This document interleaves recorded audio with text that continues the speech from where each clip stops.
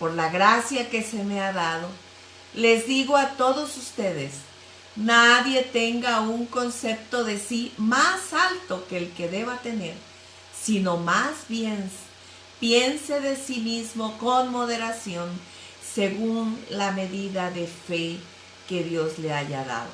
Romanos 12, del 1 al 3. Amén. Amén.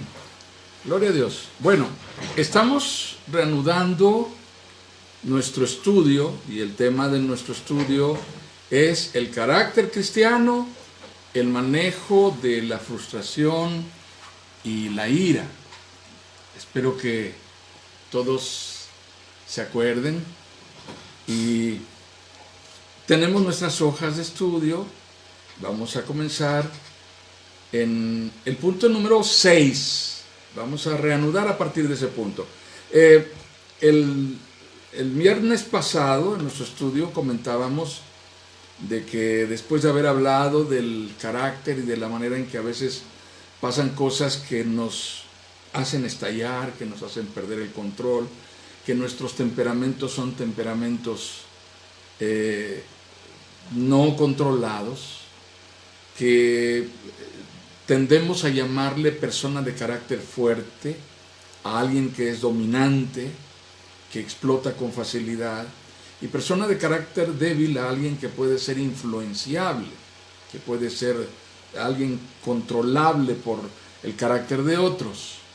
Este fue el punto 5 en el cual nos quedamos, y hoy estamos entrando en este que tiene como base de nuestra reflexión lo que dice Romanos en el capítulo 12, los versículos 1 al 3. Romanos lo que nos dice es: nadie se imponga sobre otros, moderemos nuestro temperamento, seamos sensatos en nuestras relaciones, respetuosos con otros, porque esto es lo correcto en nuestro carácter como creyentes en Jesucristo. No nos amoldemos al mundo, al contrario de eso, dejemos que Dios vaya transformándonos y busquemos presentarnos como una forma de adoración a Dios en nuestra forma de ser, en nuestro temperamento. Bien, ahora vamos a este punto en donde la manera en que nos relacionamos nos empuja típicamente a la refriega de quién toma el control, quién puede manipular más a otros, quién va a influir en quién. Y en nuestras formas de relacionarnos unos con otros están de por medio nuestro carácter, nuestro temperamento. Es algo que no podemos evitar. Es parte del paquete, porque no nos relacionamos espiritualmente, nos relacionamos con nuestra manera integral de ser, lo que somos plenamente. El espíritu va en paquete con todo lo demás. Y a veces todo lo demás tiene una mayor influencia que nuestras convicciones cristianas, aunque no queramos. ¿Por qué? Pues simple y sencillamente por el hecho de que nuestros temperamentos no están controlados. Así que, en primer lugar, puntualicemos esto. Toda relación involucra cierto grado de fricción o manipulación, no intencionada. No es que estemos peleando por tener el control todo el tiempo, pero normalmente, hermanos, hasta en una conversación de café, cuando las amigas se sientan en la mesa y cada quien ordena lo que va a pedir, y siempre hay una que domina la conversación y que parece ser más liderazgo que las demás y se impone en el grupo, y cuando se va, las demás se quedan platicando. Ay, esta toda la vida se siente la campanita de la fiesta, ¿no? ¿Pasa por qué razón? Bueno, porque siempre hay un temperamento que es más fuerte que los demás y se impone sobre los demás, y los demás como que a veces por prudencia y a veces por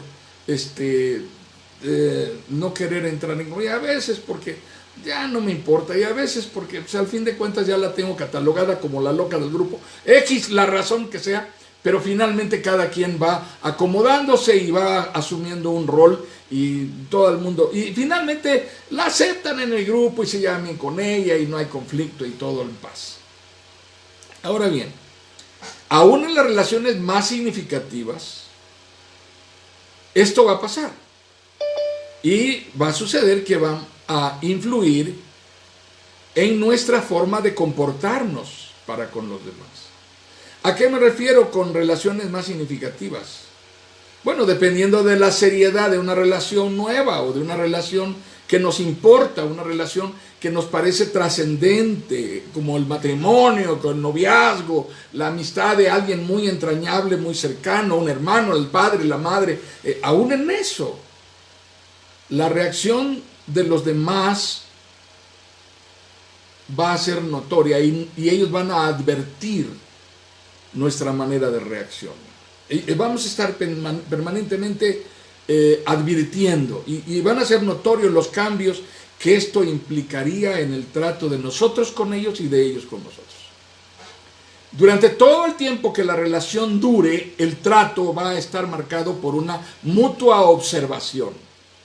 ¿Cómo? ¿Qué dijo? ¿Cómo me trató? ¿Cómo se comportó? ¿Te diste cuenta que ahora no me besó? Sí, pero ha de ser por lo del coronavirus. Pues quién sabe, ya no sé. La siento muy fría, muy distante. Y la gente va sacando sus cuentas. Cada vez sacamos la cuenta de qué hizo, qué no hizo, qué dijo, qué no dijo. Y eso lo hacemos porque estamos evaluando permanentemente cuánta influencia tiene el trato de alguien en mí y mi trato hacia otra persona. Cuánto influye en esa persona. Nos importa saber eso. Y por esa razón es que estamos evaluando. Las relaciones están permanentemente en evaluación. Lo hacemos con nuestros hijos, lo hacemos con el marido, lo hacemos con la esposa, lo hacemos con las amistades, lo hacemos con el padre, la madre, el hermano, la hermana, etc. Esto es siempre. Yo la noto muy cambiada. Las mujeres son especialistas en analizar esas cosas y sacar la cuenta, y después de una ocasión en que estuvieron reunidas en el chat con una amiga en privado, se comentan, pues no sé qué le está pasando, yo la noto muy cambiada, no es la misma de antes.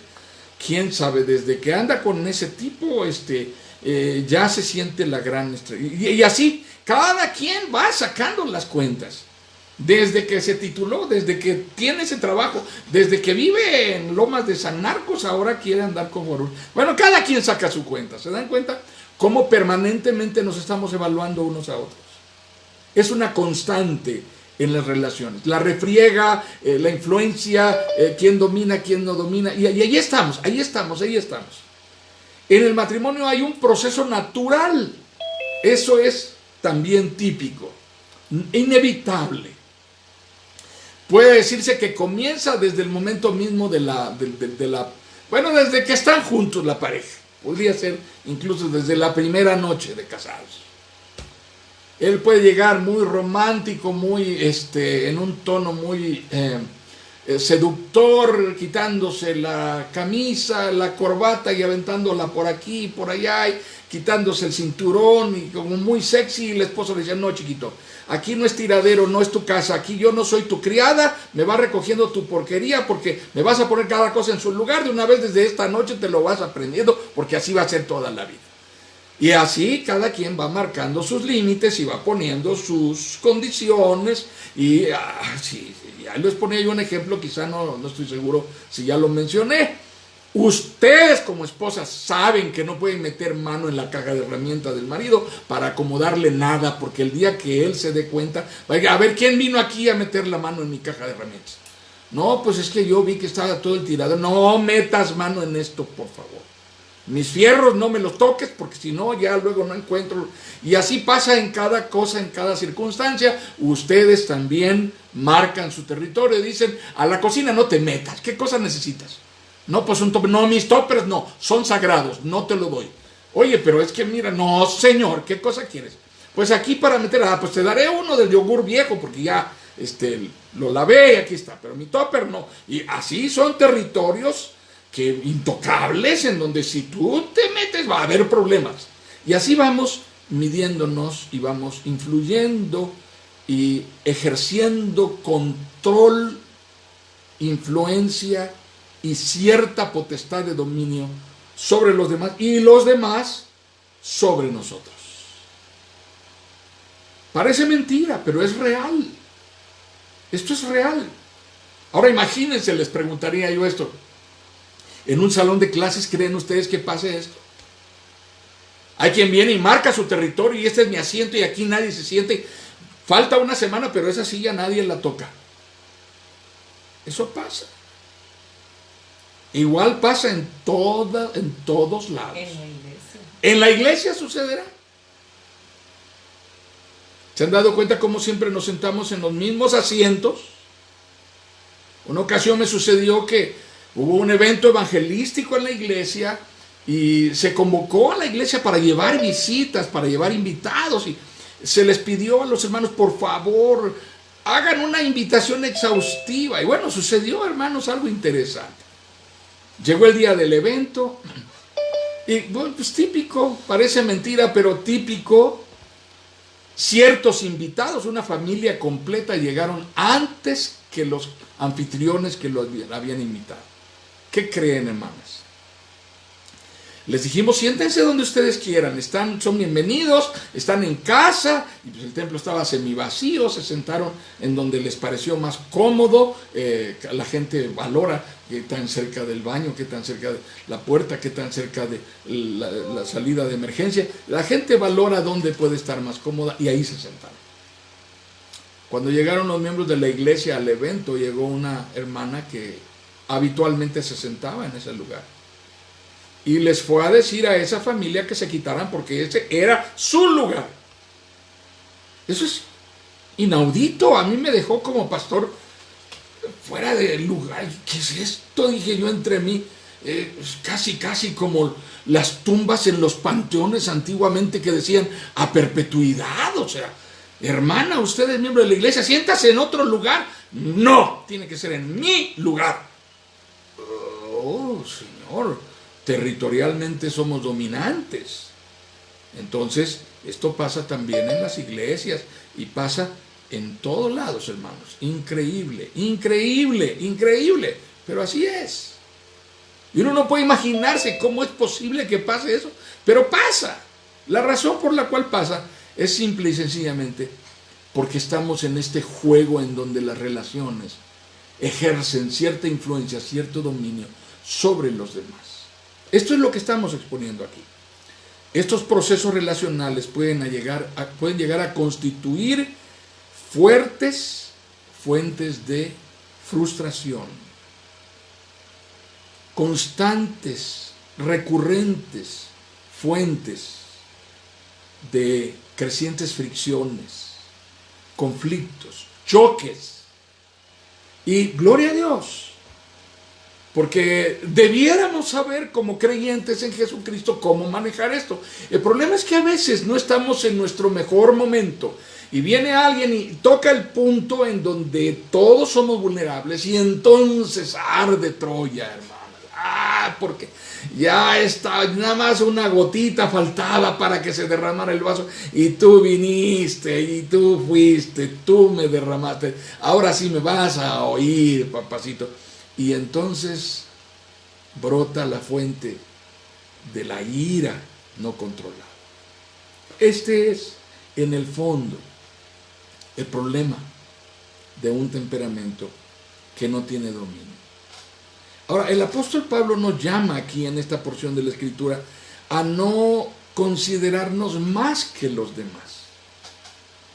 Y en este juego, en esta refriega de temperamentos en juego, en relaciones, hay competencia, hay una lucha, hay un espíritu combatiente por tomar el control. Lo hay en el matrimonio, lo hay. Y miren, a medida que los hijos van creciendo, esta lucha se hace más compleja. Por eso las parejas comienzan a pensar más definidamente, más claramente y más determinantemente en el divorcio cuando los hijos están adolescentes, porque la autoridad de ambos es cuestionada, ya no solamente por el otro, sino por los hijos también. Y ahora la mamá es cómplice, y ahora el hijo se alía con el papá, y los dos quieren hacer lo que se les dice, y yo no lo voy a permitir, y comienzan los conflictos tremendos. Y entonces las parejas comienzan a pensar en que ya esto no tiene solución, porque simple y sencillamente ya estamos hartos. Ustedes no me quieren hacer caso, ya se me quieren subir en el cocote, dicen, yo no sé dónde queda el cocote, pero bueno, lo he oído decir, las abuelas así decían. Voy a investigar en el Google qué cosa es cocote, no sé si existe en Google tal cosa.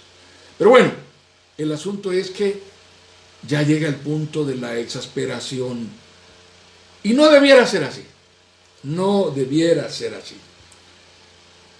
Yo creo que nadie debe tener un concepto más alto de sí que el que debe tener. Debemos pensar de nosotros, de sí mismos, con cordura. Y debemos medirnos conforme a la medida de fe que Dios nos dio a cada uno. Debiéramos preguntarnos, ¿será que mi fe me da para emprender esta campaña? ¿Será que mi fe me permitirá llegar hasta las últimas consecuencias y un día realmente los voy a echar a todos de mi vida y voy a decidir quedarme solo, sola, y no me va a importar que no me vengan a ver, así me esté yo retorciendo, asfixiándome en la cama no me importa? ¿Te va a dar tu fe para eso o no? Conforme a la medida de fe que Dios le dio a cada uno, es necesario que seamos sensatos y prudentes y entendamos que somos seres relacionales, que necesitamos a los demás, que vivimos en comunión con ellos, que si somos familia, nos toca contribuir a sanar las relaciones, a restaurar las relaciones, no a hacerlas más tensas, más difíciles, más críticas, más complejas, sino a hacerlas más manejables. Que podamos disfrutar de la compañía, de la presencia, de la cercanía de aquellos a los que amamos y que nos aman. Porque finalmente esos somos familia. Ahora bien, pasemos al siguiente punto. Vamos al pasaje que está a la derecha en nuestras hojas. Es 2 Timoteo capítulo 1, versículos 6 y 7. Rebequita nos va a leer para que escuchemos con atención la palabra. Es 2 Timoteo capítulo 1, versículos 6 y 7. Por eso te recomiendo que avives la llama del don de Dios que recibiste cuando te impuse las manos. Pues Dios no nos ha dado un espíritu de timidez, sino de poder, de amor y de dominio propio. Amén. Muy bien. Esto es, creo que todos necesitamos hacer esto, recurrentemente. El apóstol Pablo apela a una cosa muy importante en la vida de Timoteo. Le dice a Timoteo, Timoteo, acuérdate cuando fuiste ordenado como ministro. Acuérdate cuando te impusimos las manos y pedimos que la gracia de Dios viniera sobre tu vida y que te diera las características, las virtudes necesarias para poder acompañar a otros, ejercer un apacentamiento sobre los que están atravesando por necesidad. Timoteo, para eso te impusimos las manos. Ahora, no nos ha dado Dios un espíritu de timidez, un espíritu de cobardía, decía la versión 60, un espíritu de evasivo, de eludir, mejor me voy, mejor me callo, mejor me encierro, mejor me muero. No, eso no fuimos llamados a hacer. No es eso lo que Dios quiere. La humildad no es eso, hermanos. Ser humilde no significa necesariamente eludir los conflictos y evitarlos y huir de donde hay problemas. De lo que el apóstol Pablo está diciendo es que necesitamos ser determinados para resolver las situaciones, no eludirlas. Que necesitamos ir definitivamente al terreno del compromiso con Dios. Ahora, ustedes podrían decir, bueno, a mí no me impuso las manos nadie, yo no fui llamado para ser pastor ni para... Tiene sentido, es real, pero el apóstol Pablo está hablando del Espíritu que nos ha ungido a todos como creyentes en Jesucristo. Lo que el apóstol Pablo está diciendo es: el Espíritu Santo ha venido sobre nosotros y no es un espíritu de debilidad, no es un espíritu de vergüenza en donde te sientas humillado y te apartes a llorar en un rincón con la soledad porque tú eres humilde y no puedes decir nada, y lleno de timidez, dispuesto a evadir las cosas porque no te animas a tocar los asuntos. De ninguna manera. No nos ha dado Dios espíritu de cobardía o de timidez, sino de poder en el Espíritu Santo, de amor y de dominio propio. Hemos sido llamados. En el nombre del Señor hemos sido llamados. Hemos sido llamados para que el Espíritu Santo tome control sobre nosotros, sobre lo que somos, sobre nuestro carácter, sobre nuestro temperamento. Entonces pasemos a la siguiente página. Estamos en el punto 7. Carácter y trato con Dios. A partir de nuestra conversión a Cristo, nosotros somos nuevas criaturas. Hemos sido reconciliados con Dios. Somos libres de condenación. La condenación que había por causa del pecado ya no pesa sobre nosotros, porque nuestro Señor Jesucristo cargó con ella en la cruz. De manera que ninguna condenación hay para los que estamos en Cristo Jesús. Así que somos libres de condenación. La razón por la que Dios está interesado en tratar conmigo, y particularmente tratar con mi yo interior, específicamente con mi carácter, con mi manera de ser, es porque, número uno, el carácter es el centro de expresión de la voluntad e identidad de la persona. ¿A dónde vas a ir? Lo revela tu carácter. Así que la persona que tú eres determina en muchos sentidos los rumbos que tú tomas, particularmente en las circunstancias críticas. ¿A dónde vas? Después de un buen pleito familiar, después de un conflicto bien sabroso en casa, ¿qué cosa decides hacer? Es como lo que sucede cuando tiembla. ¿Qué hace la persona cuando tiembla? Lo primero que hace es el reflejo de sus convicciones interiores. Lo que tú haces cuando estás en un momento de crisis y bajo presión es un reflejo de tu carácter y de tu temperamento. En segundo lugar, el carácter es el centro de mando del comportamiento. ¿Cómo se porta? Cuando está alegre, cuando está triste, cuando está deprimido. Una cosa que las mujeres no están muy conscientes que sucede es que a un hombre puede deprimirlo más inmediatamente y seriamente una amenaza de que lo van a correr del trabajo que una amenaza de la esposa de que se va a ir de la casa. No sé por qué pasa eso, hermanas. Pero la esposa le ha dicho por una semana completa que se va a ir de la casa y parece que no le importa. Pero el jefe le dice que está en la lista de los que van a correr para el fin de mes y está que no se aguanta.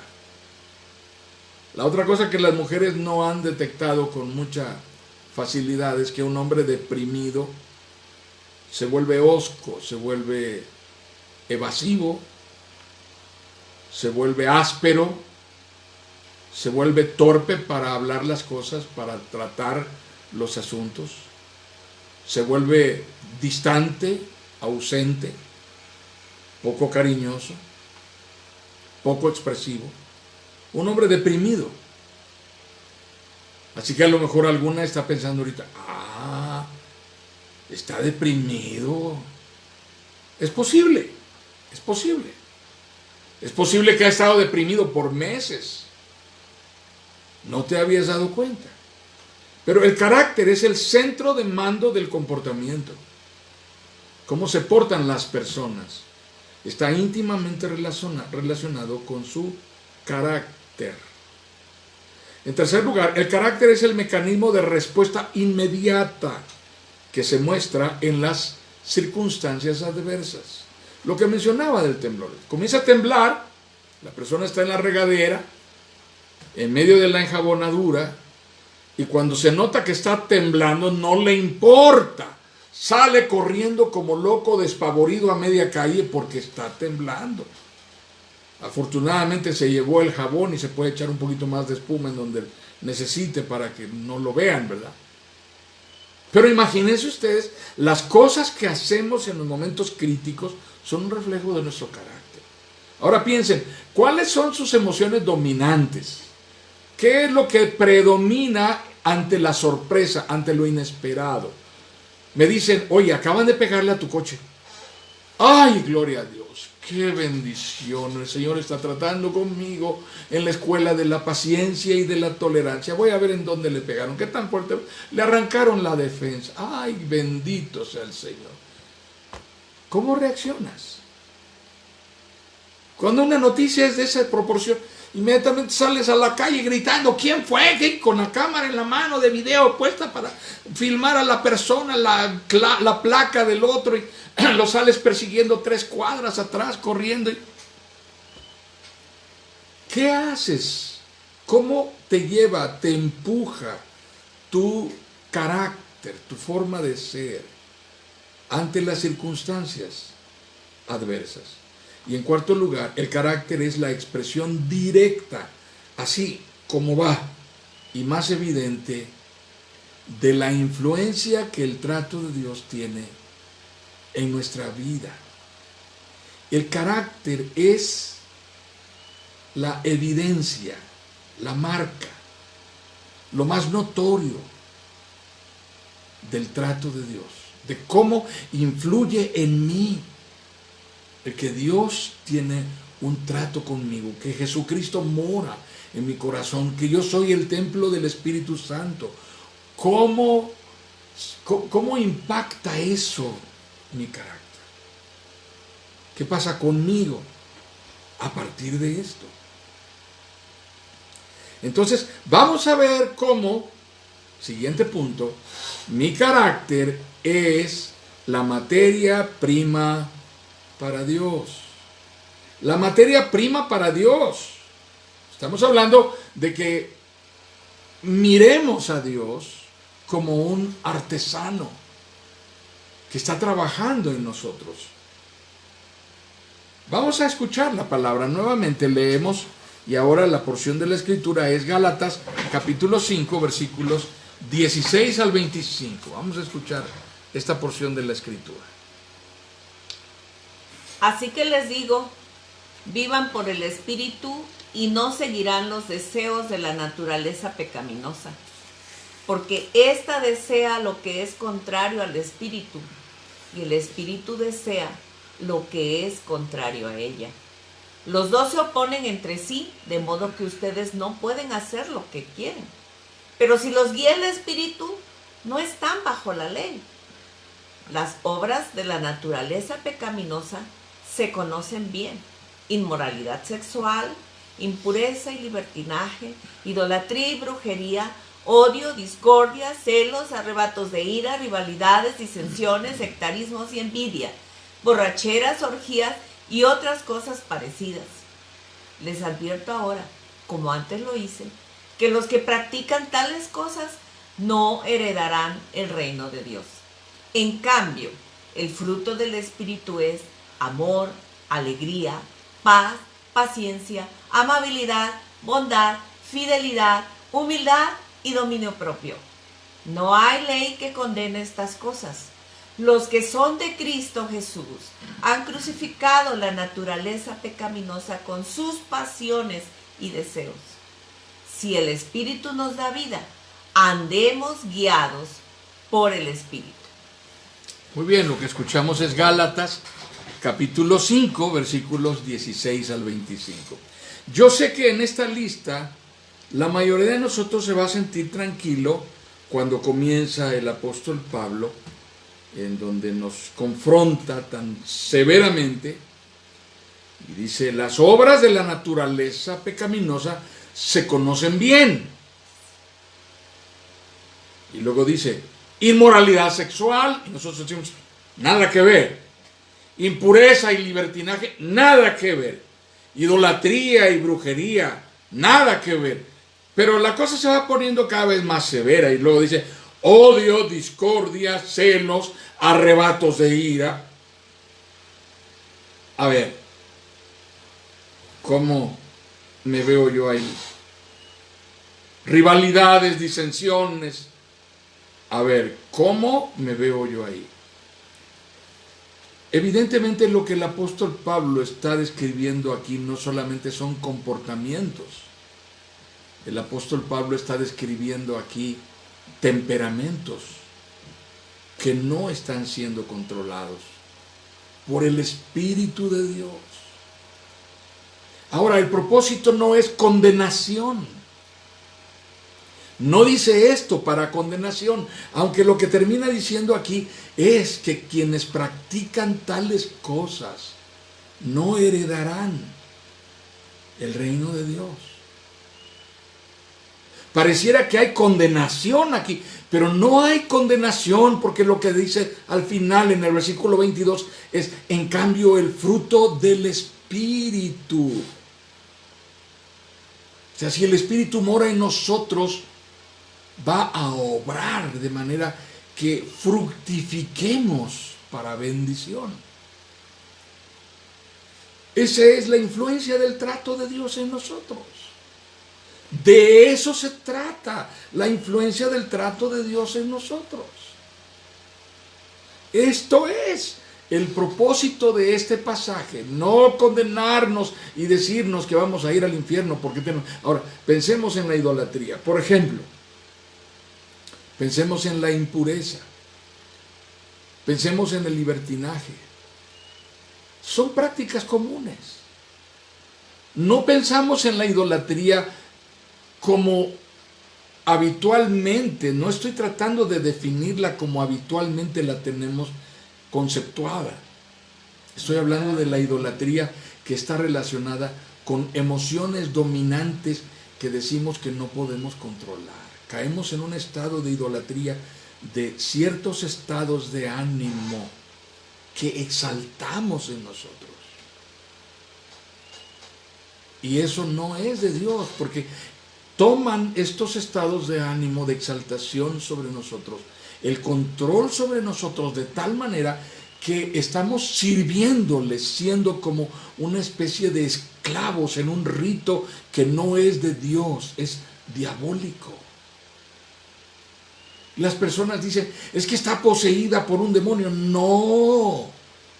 Si estuviera poseída por un demonio, la responsabilidad sería del demonio. Pero lo que la palabra de Dios nos está diciendo aquí es que la responsabilidad no recae en alguien más, sino en mí. Y la razón de ello es que no estoy permitiendo que el Espíritu Santo obre en mí para producir los frutos que Él quiere producir. Constantemente estoy resistiendo desde mi estructura de temperamento y de carácter que Él tome el control sobre mi vida. Muy bien, vamos allá entonces. Estamos en el último punto prácticamente y vamos a trabajar en esto. Mi carácter es la materia prima para Dios. Cuando la palabra de Dios habla de los frutos del Espíritu Santo, cuando el apóstol Pablo habla de la renovación de nuestro entendimiento y de no conformarnos a este siglo, de lo que está hablando es de nuestro carácter. Y cuando somos probados por el Señor, la parte de nosotros en la que se revela un espíritu redimido, es mi carácter. Así es como somos el barro en las manos del alfarero divino. Piensen ustedes, hermanos, cuando Job fue probado por Dios, ¿qué era lo que estaba siendo probado en Job? ¿La calidad de su piel llena de sarna? Lo que estaba siendo probado por Dios era su temple como hombre que había confiado en Dios. Hasta dónde estaba dispuesto a soportar. ¿Qué era lo que estaba siendo probado por Dios cuando le dijo a Moisés: saca a este pueblo de Egipto? Llévalo a donde yo te voy a decir, atraviesa con este pueblo el desierto a la tierra que yo les prometí hace 450 años. Ve y dile a Faraón: deja ir a mi pueblo en paz. Deja que mi pueblo vaya y me adore en el lugar que yo le he dicho que quiero que mi pueblo me adore. ¿Qué era lo que estaba siendo probado por Dios en la vida de Moisés? La madera de la vara que llevaba en su mano.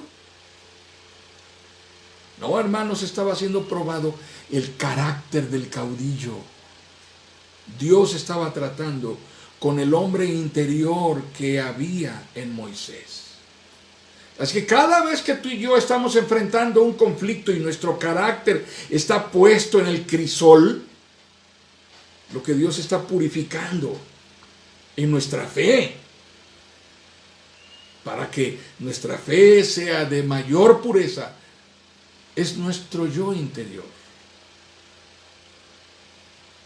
Esto es muy importante. Así que número uno, Dios trata con la persona que yo soy en mi interior, y a través de su trato está interesado en hacer de mí la persona que Él quiere.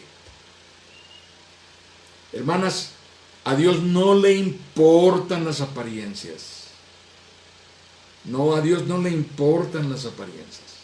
A Dios no le importan las máscaras. Nosotros podemos usar máscaras con los demás. Podemos usar apariencias con los demás. Les podemos hacer creer a todos que estamos bien cuando no estamos bien. Pero a Dios no lo podemos engañar. Dios sí sabe quiénes somos. Soy pastor, he pastoreado a lo largo de muchos años, ordenado hace más de 35 años, pero he ejercido el ministerio visitando casas, enfermos, familias, apacentando personas desde muchos años antes. Más de 47 años en el ministerio. Así que me ha tocado llegar a muchas casas y creo que en muchas ocasiones me tocó llegar a esas casas cuando las cosas estaban prendiditas con unas pincitas a punto de que todo se viniera abajo. Y recuerdo que en algunas ocasiones todavía llegué y toqué a la puerta. Y alcancé a oír que detrás de la puerta había algo tremendo que estaba sucediendo. Y no era la televisión que estaba a todo volumen en una telenovela melodramática de esas que narran historias de terror. No, algo estaba pasando. La familia estaba viviendo una tragedia. Se estaban diciendo, y sucede algo impresionante. Toco a la puerta. Se asoma alguien por la ventana y ve que el pastor, y se voltea y les dice a todos: ¡es el pastor! E inmediatamente todo el mundo se cambia el chip. Curiosamente, los que estaban cogidos de la greña se sueltan, se arreglan el cabello. La que tenía cara de demonio pone cara de arcángel, de querubín. Todo el mundo es buena gente. Abren la puerta y dice: pastor, qué bueno que vino, gracias a Dios. Ya sabe que siempre es una bendición tenerlo en casa, pastor. Pase, por favor, siéntese. Rápido, un refresco para el pastor, ofrézcale algo. Todo el mundo es encantador, es hermoso, de verdad. Ese hogar parece un pedazo de cielo, aunque hace apenas 30 segundos parecía un escenario de guerra devastado. Hermanos amados, no podemos engañar a Dios. Dios está interesado en la persona que soy por dentro, no en apariencia hacia los demás. Los demás se tragan el embuste, Dios no. El pastor se va pensando, qué preciosa familia, de verdad ojalá tuviera yo 10 familias así en mi iglesia. Pero no, hermanos, en la realidad Dios conoce quiénes somos por dentro, hasta lo profundo de nuestro corazón. Ahora bien, en segundo lugar, la diferencia entre la persona que soy y la persona que Dios quiere que yo sea es Cristo. Mi referente es Cristo. Yo no tengo que medirme ni con Marcos Witt, ni con Jesús Adrián Romero, ni con el pastor Aquino, que es más santo que todos ellos. No, mi modelo a seguir es Cristo.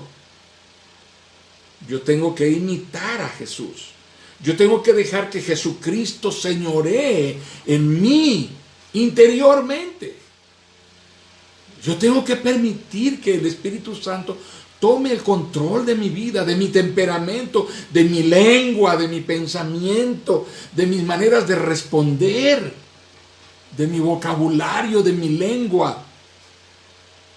Dios tiene que obrar en mi vida. Porque la diferencia entre la persona que soy habitualmente y la persona que quiere Dios que yo sea es Jesucristo. Dios quiere mirar hacia abajo. Cada vez que voltea a ver, quiere mirar dentro de mí como sucedió en el bautismo de Jesús. Y quiere mirar allí y decir, este es, mirando adentro de mi vida, este es mi Hijo amado en el cual tengo contentamiento. Porque lo que ve en mí es a su Hijo Jesucristo señoreando.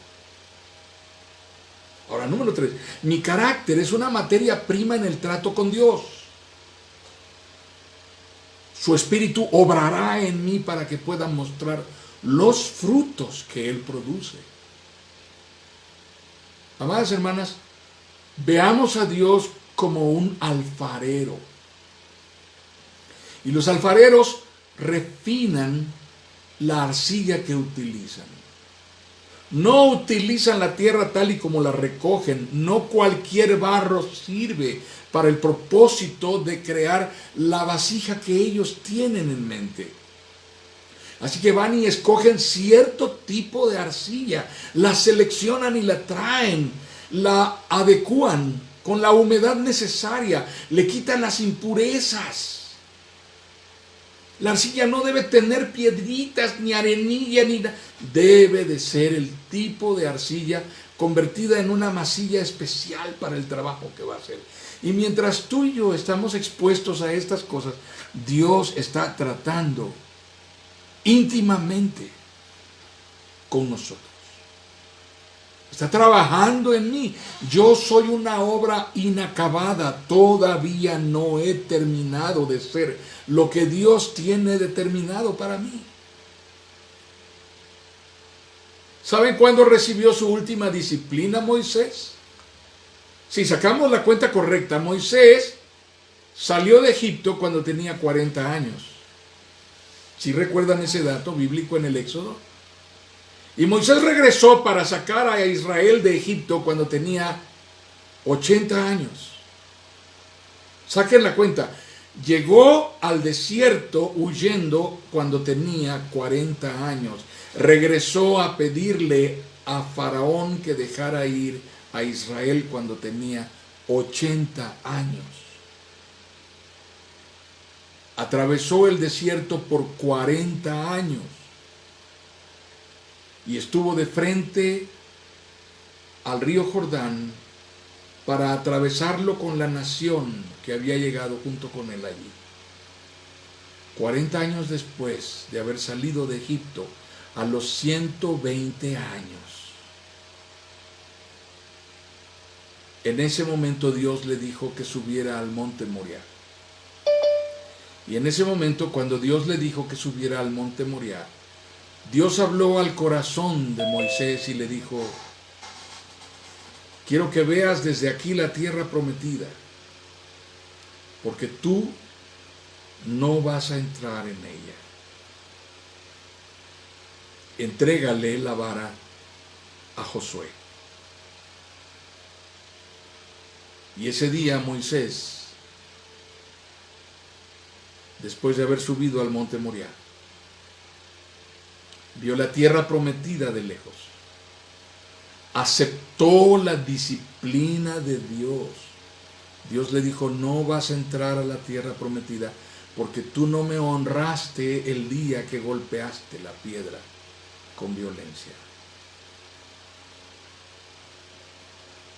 Así que aquí entregas la vara.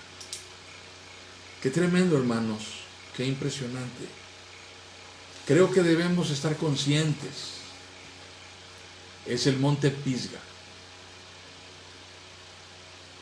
Así que entendamos que en ese monte Pisga en donde Moisés subió, quizá debamos verlo así, como para los pacientes que ingresan a un hospital y ya no pueden salir, cuya familia no lo puede entrar a visitar ni a ver. Y cuando la familia recibe al paciente, lo recibe en una caja. El pueblo de Israel ya no volvió a ver a Moisés. El pueblo de Israel vio subir a Moisés al monte Pisga, pero no lo vio descender de allí. Cuando el pueblo de Israel preguntó por los restos de Moisés, le dijeron: no sabemos dónde están. Esa fue la voluntad de Dios. Así que Dios no trata con nosotros por méritos. Cualquiera de nosotros puede pensar: pero es que Moisés merecía entrar.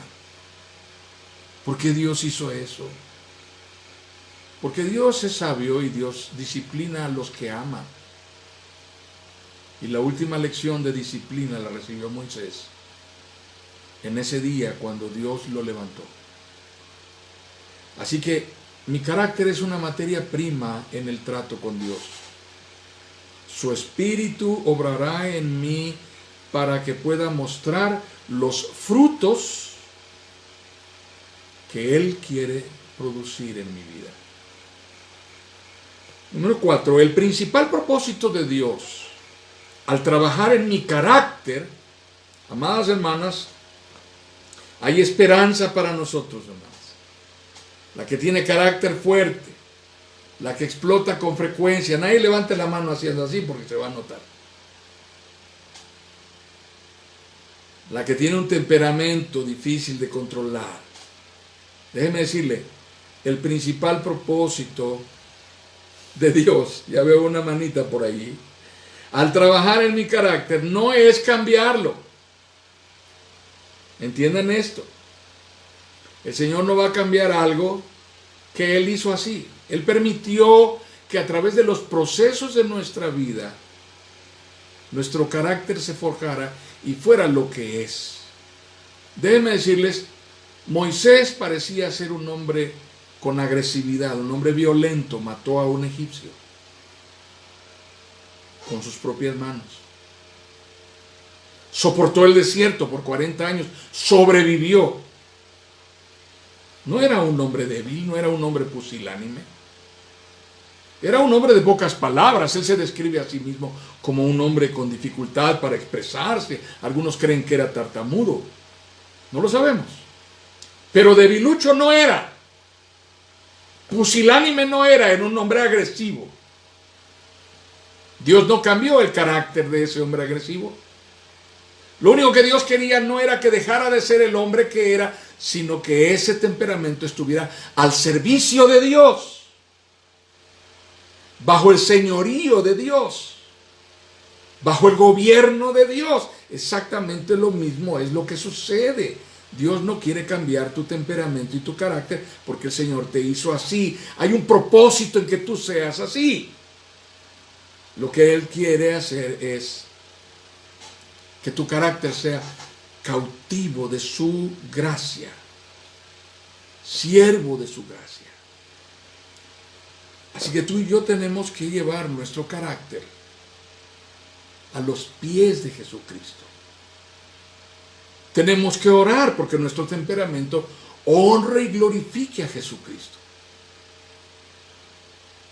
Así que no te angusties, es que yo tengo muy mal carácter. Ríndelo a Cristo. De eso se trata. No te maldigas, no te menosprecies. Deja de sentir lástima por ti, deja de sentir misericordia y condolerte de ti mismo. Deja de compadecerte de ti mismo. Deja de sentirte avergonzado y de encerrarte a solas en donde nadie te ve y decirte: oh, eres un animal, lo volviste a hacer. ¿Cómo es posible, bestia descamada, del piélago insondable? ¿Cuándo vas a aprender? No te maldigas. Pon tu carácter a los pies de Jesucristo. Lleva tu temperamento a los pies de la cruz de Jesús. Dile al Señor: aquí está mi carácter, Señor.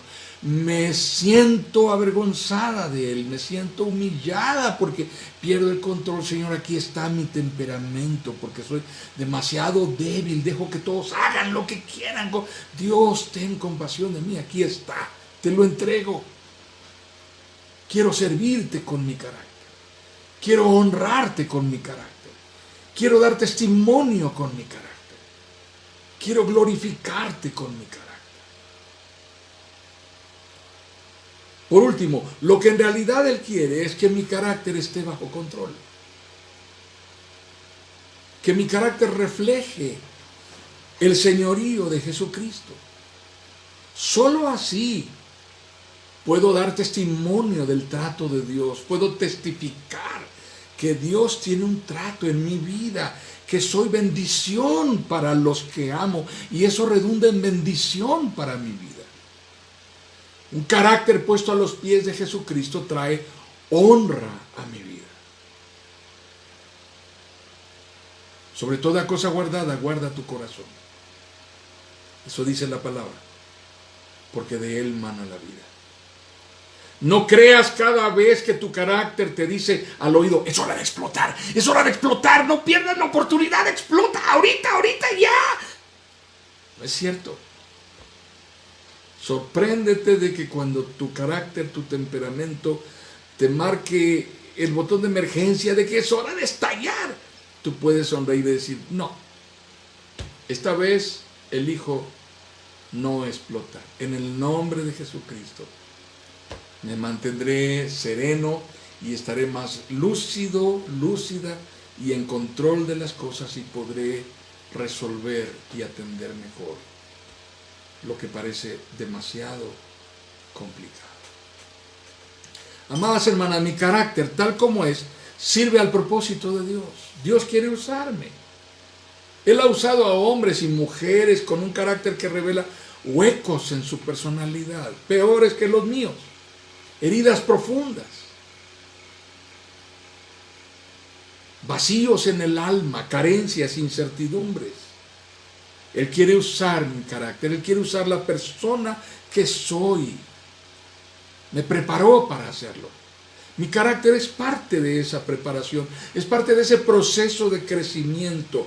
No debo menospreciarlo, solamente tengo que permitir que Dios lo tome y lo lleve a un proceso de templado y de forjado, y lo hará poderosamente porque el Señor es fiel. Su obra a través del Espíritu Santo es poderosa y es desde adentro hacia afuera. Podemos ver la virtud que hay en todo esto. Podemos tener paz y podemos tener poco de gozo. Podemos ir esta noche a la cama y antes de dormir decir: Señor, bendito seas por el carácter que me has dado. Te glorifico, has sido bendición. Quiero tener paz acerca de esto y quiero rendirlo a los pies de Jesucristo. Amén, hermanas. Gloria a Dios.